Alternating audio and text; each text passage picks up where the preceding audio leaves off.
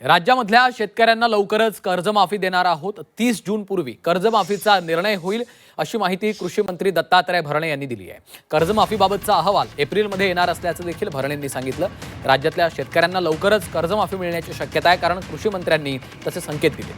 30 जूनच्या पूर्वी मुख्यमंत्री कर्जमाफीबाबत घोषणा करतील असं देखील दत्तात्रय भरणे यांनी सांगितलं. शेतकऱ्यांच्या बाबतीमध्ये आज थकबाकी किती शेतकऱ्यांवरती आहे, ती कुठल्या प्रकारची आहे आणि ती रक्कम किती आहे याची माहिती घ्यायला प्रवीण परदेश साहेबांच्या अध्यक्षतेखाली आम्ही एक कमिटी केलेली आहे. साधारणतः याचा अहवाल आम्हाला एप्रिल महिन्याच्या पहिल्या आठवड्यामध्ये त्याचा अहवाल आम्हा सर्वांना तो मिळणार आहे. आणि अहवाल मिळाल्यानंतर या राज्याचे मुख्यमंत्री आणि दोन्ही उपमुख्यमंत्री हे निश्चित प्रकारे, आणि आपल्याला माहिती आहे की सोसायटीचं कुठल्याही विकास संस्थेमध्ये जे आपण शेतकरी कर्ज घेतो त्याचं वर्षाखेर हे 30 जून असतं.